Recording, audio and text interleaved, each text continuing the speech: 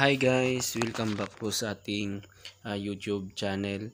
Ngayon naman sa video natin ay share ko naman sa inyo kung paano tayo palit ng langis doon sa ating grass cutter. So ito yung grass cutter natin. Yung brand ay GX35 Honda 4-stroke. Matagal na itong hindi na change oil simula nung nabili natin. Mga 1 taon na mahigit. Kaya ngayon ay schedule tayo na papalit ng langis nito. Yung brand ng engine oil na gagamitin natin ay Honda 40 4-stroke engine oil. So yung guys, yung laman niyan ay 0.8 liters. So yun yung pinili ko dahil kukunti lang kasi yung magagamit natin yan. At marami talaga yung magiging sobra, kaya 0.8 liter lang yung binili natin. At kung magtanong naman kayo kung magkano yung bilhin natin dyan, ay nasa 250 pesos. Umpisa na natin yung pag change oil. Yung langis pala nung natin, grass cutter, ay i-drain ko na.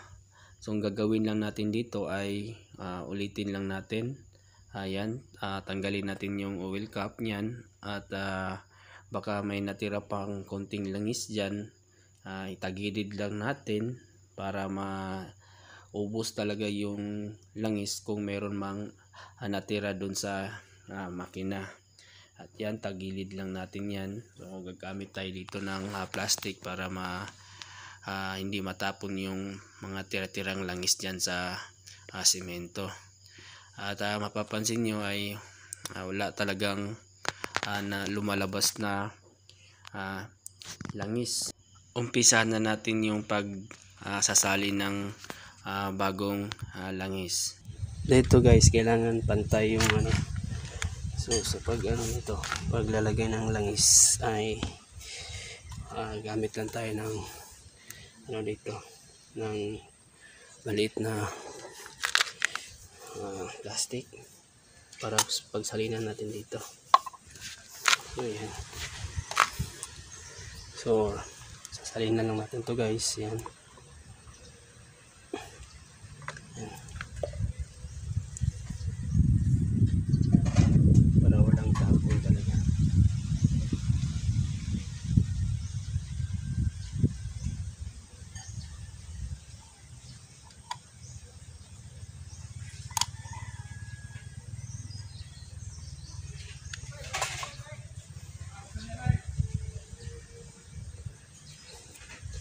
So yan. So kulang pa ng konti yung langis na nalagay natin. So lagyan natin ulit.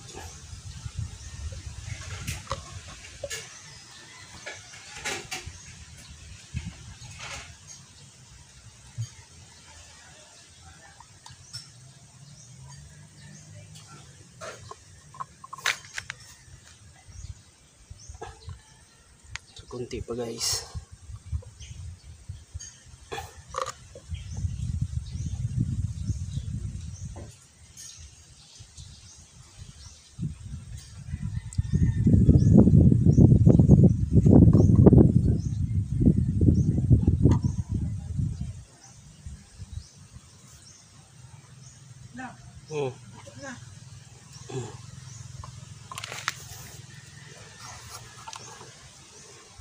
So yan guys, kung mapapansin nyo guys, yan, yung langis niya ay dito na sa may bungad.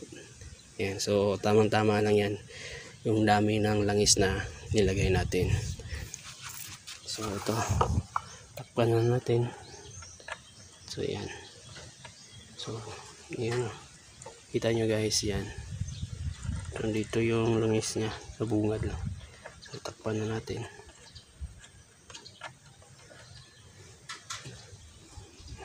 So yan. So next,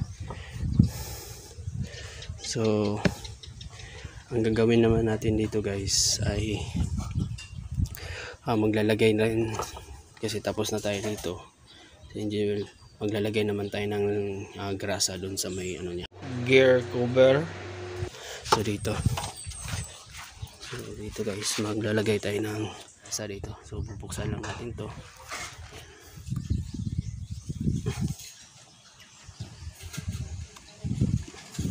Kailangan talaga guys, check rin natin talaga dito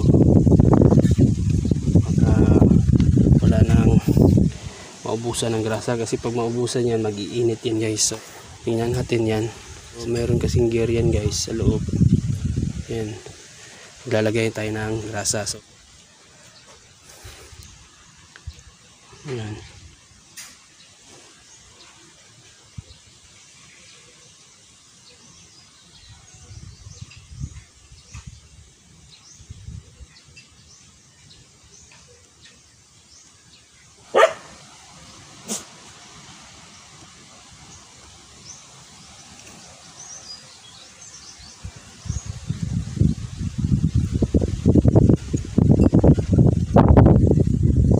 Natin ng grasa rin to para madali lang siya buksan.